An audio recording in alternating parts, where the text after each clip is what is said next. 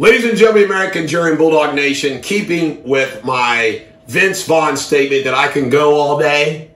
Yesterday, I told some more stuff about Jeremy Deters. Well, today is Charlie Deters. Tomorrow might be Kenny Bach. Anyway, ladies and gentlemen, American Jury and Bulldog Nation, I want to give you 3 stories. I could just tell you one, but I'm just going to tell 3 because I got 100 of them.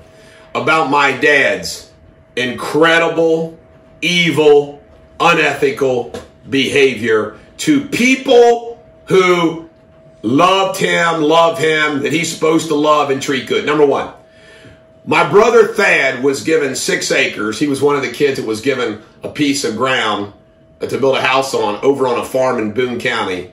It's on 100 acres.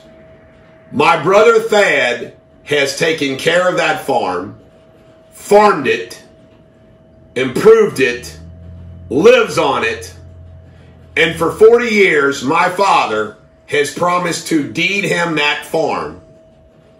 My brother worked his whole career as a very noble man working on the railroad, retired from the railroad. His wife just died of cancer. And to this day, after 40 years of promising my brother that farm, and my dad's 90 years old, he still hasn't followed through with that promise and given my brother that farm, his own son. 40 years. And there's more stories I tell about that. Story number 2. If you were to say, who is the closest person to my father over the last 20 years? Anybody knows my dad that's not a family member, you would say Gary Holland. Many of you in Independence know about Gary Holland. He owns the Skylines, the La Rosas. Great guy. Incredibly successful young man. Gary tells a story that when my dad had Farmers Bank, before he sold it to Heritage Bank, that he always talked to my dad about the bank board. And I always criticized my dad about his bank board. I said, geez, oh Pete, Dad, you need to get some business people on that bank board. Well, my dad liked to control them. Well, Gary Holland always asked to be on the bank board. And my dad said, nah, I don't want you on the bank board. Well, then the day came where the regulators were going to shut down Farmers Bank. That's why my dad actually sold it to Heritage. The bank was going to get shut down. They got a letter. One more hiccup, you're out of here. They spent a year and a half without lending any money.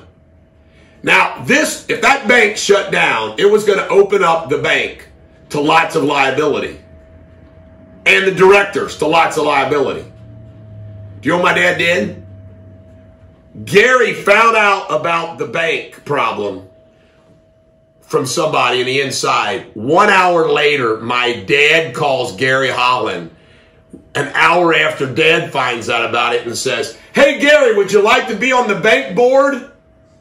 Basically, putting Gary in the crosshairs of hell without telling him about the bank problem. His closest buddy and mentored young man. Story number 3. Bob Stevens, very successful lawyer in business. He left Deters Benz in Lavelle and started a company and sold it for a lot of money. My dad, Bob Stevens was one of the young lawyers that he was mentoring, okay? Bob Stevens talked to my dad about investing in a little real estate company called MD Realty that owned a few properties. They were the equity partners in the law firm. My dad said, nah, Bob, you can't do that. No, we don't want to sell you a share. Well, one of the properties was going down the tubes, and all of the people who owned it were going to have to put more money into it. My dad calls Bob Stevens up and says, hey, Bob, would you like to buy my share? Bob goes, sure, Charlie, I would love to. Bob goes to Jack Lavelle to get information. And Jack Lavelle goes, Bob, you don't want to buy this. This thing's falling apart. We're all got to put more money in. Bob goes, oh, okay, thanks for telling me, Jack. My dad didn't tell Bob that. Jack Lavelle did that. These stories are examples of what my dad has done for his all 90 years of his life. Stories that are coming to me that I never knew. Off the charts. That is who I'm dealing with. Now remember that. My dad's trying to steal my stock. My dad tried to extort more money out of me on a deed.